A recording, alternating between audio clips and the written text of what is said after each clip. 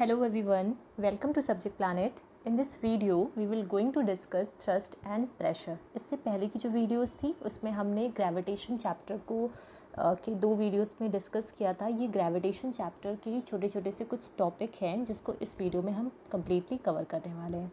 ठीक है, let's get started with the first topic, thrust.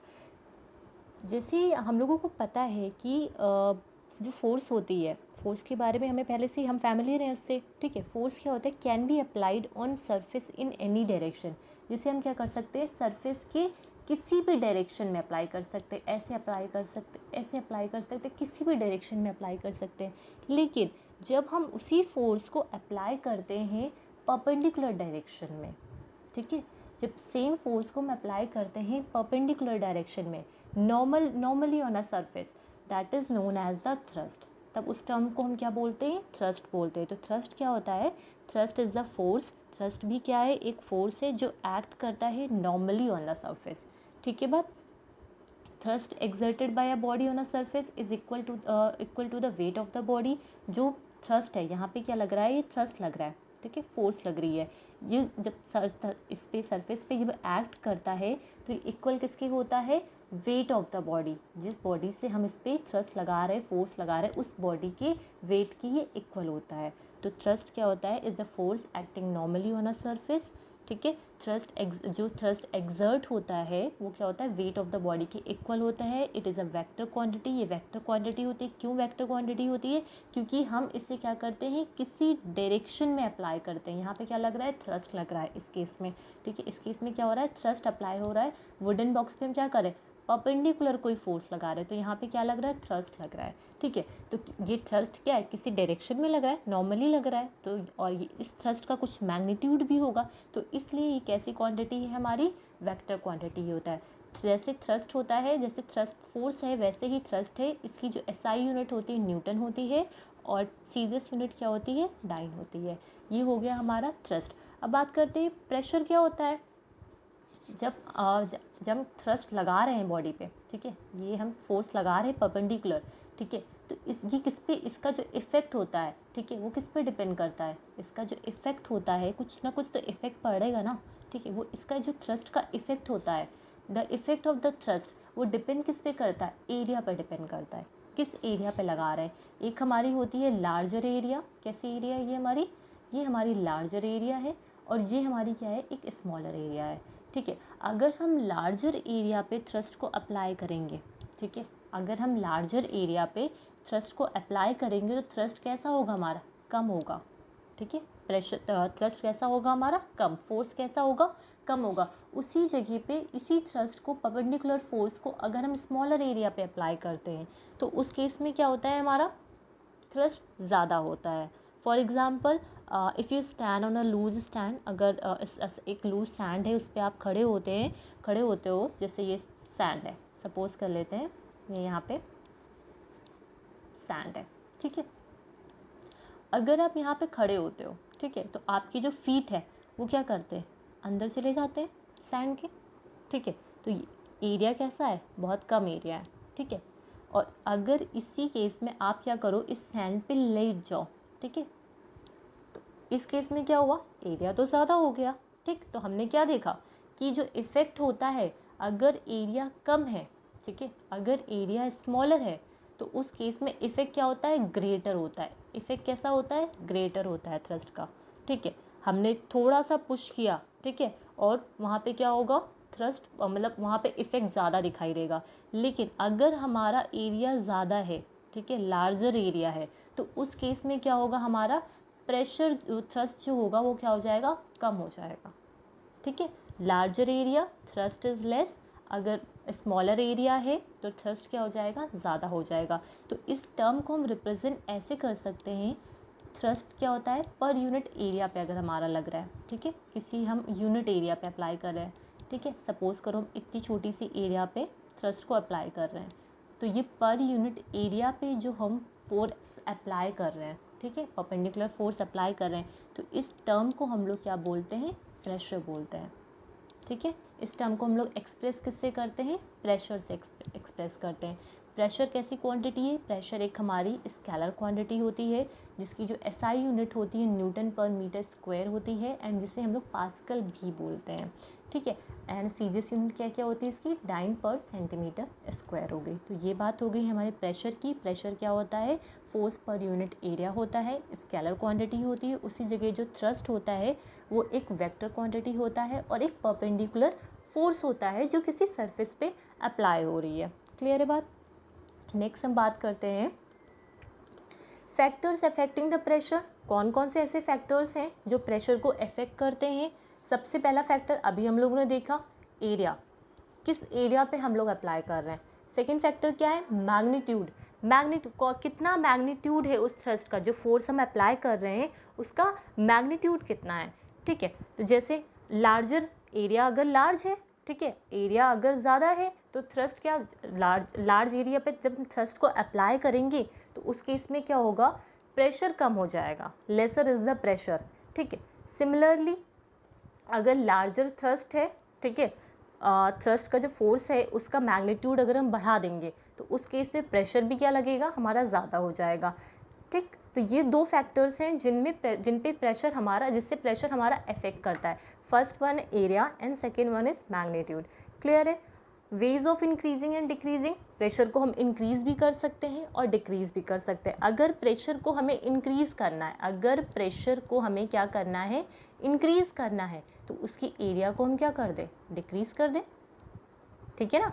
अगर हम एरिया को डिक्रीज कर देंगे तो प्रेशर ऑटोमेटिकली हमारा इंक्रीज कर जाएगा, ठीक।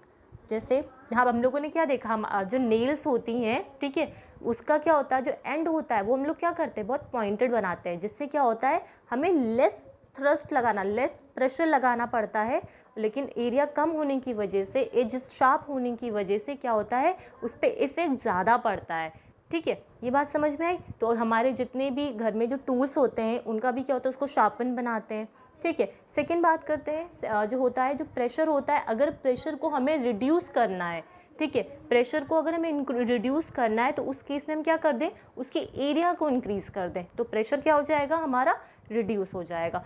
फॉर एग्जाम्पल जैसे वाइड वुडन स्लीपर्स होती है यार, place below the railway tracks, उसको हम क्या करते हैं? रेलवे ट्रैक्स पे के नीचे बिलो प्लेस कर देते हैं, जिससे so that the pressure exert by the iron rails on the ground become less, मतलब ग्राउंड पे प्रेशर कम लगे, इस वजह से हम क्या करते हैं? वाइड वुडन स्लीपर्स को वहाँ पे रेलवे ट्रैक के नीचे बिछा देते हैं। सिमिलरली जो फाउंडेशन होता है बिल्डिंग्स का are made thicker than the walls so that the pressure exerted by the building on the ground becomes less। तो ये दो एग्जांपल्स हो गए आपके इंक्रीजिंग और डिक्रीजिंग द प्रेशर। क्लियर है बात?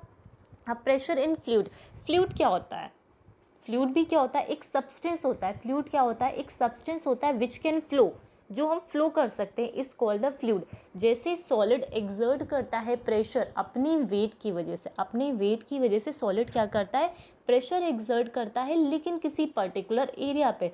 सिमिलरली जो फ्लूइड भी होता है वो भी क्या करता है? अपने वेट की वजह से प्रेशर को एक्सर्ट करता है, but at all points and in all direction. वो क्या करता है? ये किसी वेसल में ही होगा, जो आपका लिक्विड है, तो वो क्या करता है? वेसल के हर पॉइंट पे प्रेशर को एक्सर्ट करता है और हर डायरेक्शन में एक्सर्ट करता है, ठीक। प्रेशर, इसका प्रेशर इन फ्लूइड का एक फॉर्मूला होता है जो न्यूमेरिकल में यूज होता है आपका, वो क्या होता है? एच रो जी। एच जो होता है वो क्या होता है? आपका डेप्थ ऑफ द डेप्थ होती है, और रो क्या होता है? डेंसिटी ऑफ द लिक्विड होती है, जी क्या होता है? एक्सेलरेशन ड्यू टू ग्रेविटी होती है। तो ये प्रेशर इन फ्लूइड्स की बात हो गई, ठीक है। बायोवेंसी एंड अपथ्रस्ट, बायोवेंसी क्या होती है? अपथ्रस्ट, अपथ्रस्ट और बायोवेंट क्या होते हैं? एक फोर्स होते हैं, ठीक है। जब किसी बॉडी को हम लोग क्या करते हैं? पार्शली, सपोज कर लो ये कंटेनर है, यहाँ पे लिक्विड है, ठीक है, हम क्या करते हैं? किसी बॉडी को पार्शली यहाँ पे इमर्स करते हैं, पार्शली करें या होली, मतलब या तो ऊपर रखे, थोड़ा सा ऊपर रखे, या फिर कंप्लीटली नीचे बीच में कर दे, ठीक है। जब इमर्स करते हैं तो उस टाइम पे क्या होता है? इस पे दो फोर्स एक्ट कर रहे होते हैं। एक होता है अपवर्ड डायरेक्शन में फोर्स लगता है, जिसकी वजह से ये सिंक नहीं करेगी, पूरी तरीके से फ्लोट करेगी। एक होता है डाउनवर्ड डायरेक्शन में, ठीक है। तो ये जो अपवर्ड फोर्स लग रहा है, ठीक है, ये जो अपवर्ड फोर्स लग रहा है किसी बॉडी पे, ठीक है, एक्ट कर रहा है, that is known as the upthrust, जिसे हम लोग क्या बोलते हैं? अपथ्रस्ट बोलते हैं।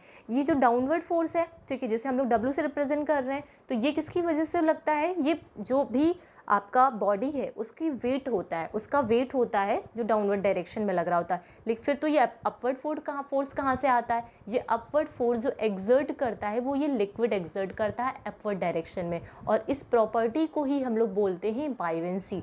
The property of a liquid to exert an upward force on a body immersed in it is called buoyancy.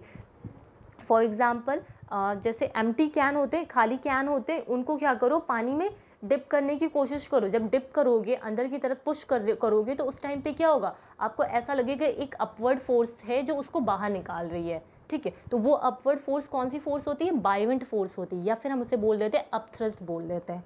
ठीक है बात। अब बात करते हैं कंडीशंस क्या होती हैं। कोई भी बॉडी फ्लोट कर रही है, सिंक कर रही है, तो क्या ऐसी कंडीशन होती है जिससे वो फ्लोट करने लगती हैं और सिंक कर जाते हैं। जैसे अभी पीछे हमने बात किया, ये कंटेनर है, यहाँ पे एक लिक्विड है, बॉडी क्या है, कंप्लीटली इमर्स्ड है। यहाँ पे दो फोर्सेस लग रही हैं, एक अपवर्ड फोर्स लग रही है दैट इज FB, एंड एक डाउनवर्ड फोर्स लग रही है दैट इज W। अगर ये FB फोर्स, ठीक है, अपवर्ड फोर्स ग्रेटर हो जाएगी W से, तो उस केस में बॉडी कहाँ पे आ जाएगी हमारी? यहाँ पे आ जाएगी। ठीक, बॉडी क्या करेगी हमारी? फ्लोट करेगी। और दूसरा केस इसमें ये भी होता है कि आपका जो FB हो, अपवर्ड फोर्स क्या हो जाए, वेट ऑफ द लिक्विड जो वेट ऑफ द बॉडी के इक्वल हो जाए, डाउनवर्ड फोर्स के इक्वल हो जाए, तो उस केस में बॉडी हमारी फ्लोट करती है। लेकिन अगर ये फोर्स हमारा कम हो गया, ठीक है, कोई भी बॉडी सिंक कब करती है, डूबती कब है, जब ये फोर्स हमारा लेस होता है इस फोर्स से, डाउनवर्ड फोर्स है, तो उस केस में बॉडी क्या होती है हमारी? पूरी तरीके से सिंक कर जाती है। तो दो कंडीशंस होती हैं हमारी बॉडी की फ्लोट करने की और सिंक करने की। ठीक है, तो ये बात हो गई। अब बात करते हैं आर्किमिडीज प्रिंसिपल। आर्किमिडीज प्रिंसिपल क्या होता है? Archimedes principal states that when a body is immersed partially or completely in a liquid, it experiences an upthrust which is equal to the weight of the liquid displaced by it. Difference क्या है दोनों में? सिर्फ ये समझना है कि Archimedes और अपथ्रस्ट में डिफरेंस क्या है, क्योंकि दोनों में ही सेम लैंग्वेज लिखी हुई है, डिफरेंस सिर्फ इतना है। वहाँ पे हमने पढ़ा था क्या होता है, ये यहाँ पे लिक्विड है ना, लिक्विड, ये लिक्विड है, यहाँ पे हम दो फोर्सेस लग रही होती है, एक अपवर्ड फोर्स लग रही है और एक डाउनवर्ड फोर्स लग रही है। तो कोई भी बॉडी इसमें जब इमर्स्ड होगी तो उस क्या करेगी, दो फोर्सेस को एक्सपीरियंस करेगी, एक अपवर्ड फोर्स को एक्सपीरियंस करेगी that is known as the upthrust, and एक डाउनवर्ड फोर्स को एक्सपीरियंस करेगी। ठीक है, तो वो उसकी बॉडी की वजह से होगी। लेकिन ये जो अपथ्रस्ट फोर्स होता है वो क्या किसके इक्वल होता है? कितना फोर्स होता है? वो इक्वल होता है हमारे wait of the liquid displace bye it. ठीक है, जो बॉडी है जब नीचे जाएगी, ठीक है, तो वो क्या करेगी, कुछ लिक्विड को डिस्प्लेस करती है ना, तो जितना लिक्विड वो डिस्प्लेस करेगी उतना ही अपथ्रस्ट होगा, वो एक्सपीरियंस करेगी अप साइड, ऊपर के साइड पे। तो ये होता है हमारा आर्किमिडीज प्रिंसिपल। ठीक है, जो आपका इलॉन्गेशन होता है, ये दो जो केसेस हैं इसमें हम क्या देखने हैं, जो फर्स्ट केस है वहाँ पे इलॉन्गेशन हो रहा है, रबर का स्ट्रिंग है, उसमें क्या होता है, जो वेट होता है स्टोन का, जिसकी वजह से इसका इलॉन्गेशन होता है। इसी तरह दूसरे केस में क्या, पहले वाले केस में हमने देखा इलॉन्गेशन इसका इंक्रीज कर रहा है। ठीक है, धीरे धीरे इसका इंक्रीज करेगा, लेकिन जैसे ही हम क्या करेंगे, उसको वाटर में डिप कर देंगे, तो उस केस में क्या हो जाएगा, उसका इलॉन्गेशन कम हो जाएगा। ठीक है, उसका इलॉन्गेशन मतलब कांस्टेंट हो जाएगा, वहाँ पे कोई भी इलॉन्गेशन, कोई भी चेंजेस देखने को नहीं मिलता। तो ये जो केस है, ये जो एग्जांपल है, वो भी आपके आर्किमिडीज प्रिंसिपल पे ही वर्क करता है। आर्किमिडीज प्रिंसिपल के कई सारे एप्लीकेशंस हम लोग ने देखते हैं। जो शिप की डिजाइनिंग होती है, सबमरीन्स होती हैं, लैकोमीटर्स होते हैं। लैकोमीटर्स का यूज़ किस लिए होता है? To determine the purity of a sample of a milk. And hydrometers जो होते हैं, हाइड्रोमीटर्स का यूज़ होता है determining the density of the liquid. इन सब जगह पे आर्किमिडीज प्रिंसिपल ही हमारा वर्क करता है। आर्किमिडीज प्रिंसिपल में क्या होता है, जो अपथ्रस्ट होता है वो इक्वल हो जाता है हमारा wait of the liquid displace bye it. ठीक है बात, तो ये बात होगी। हम बात करते हैं रिलेटिव डेंसिटी की। रिलेटिव का मतलब ही क्या है, दो बॉडीज़ के बारे में यहाँ पे बात हो रही है। रिलेटिव मतलब दो बॉडीज़, एक हमारी कोई सॉलिड की बॉडी हो गई, एक हमारी वाटर हो गया। कंडीशन यहाँ पे ये है, जो वाटर होगा वो 4 डिग्री सेल्सियस पे होगा। ठीक है, तो रिलेटिव डेंसिटी क्या होता है, डेंसिटी ऑफ द सब्सटेंस होता है और डेंसिटी ऑफ द वाटर होता है। The ratio of the density of the substance, density of that substance to the density of the water at 4 degree Celsius, वो क्या होता है हमारा रिलेटिव डेंसिटी होता है। और डेंसिटी का फॉर्मूला क्या होता है, मास अपॉन वॉल्यूम होता है। तो ये बात हो गई रिलेटिव डेंसिटी, आर्किमिडीज प्रिंसिपल, इस पे न्यूमेरिकल्स आते हैं। छोटे छोटे से। ठीक है, तो ये आज हमारा ग्रेविटेशन का पूरा टॉपिक कंप्लीट हो गया है, जिसमें आज की वीडियो में हम लोगों ने क्या बात की है, थर्स्ट के बारे में बात की, प्रेशर के बारे में बात की, कंडीशंस क्या होती हैं, कंडीशंस क्या होती हैं फ्लोट और सिंक करने की, अपथ्रस्ट के बारे में बात की, Archimedes principal and relative density के बारे में बात की है। नेक्स्ट वीडियो में हम लोग बात करेंगे एक नया चैप्टर स्टार्ट करने वाले वर्क एनर्जी एंड पावर के बारे में, उस पर हम एक डिटेल में डिस्कशन करेंगे। ठीक है, तो आज की वीडियो में सिर्फ इतना ही। Okay, thank you so much.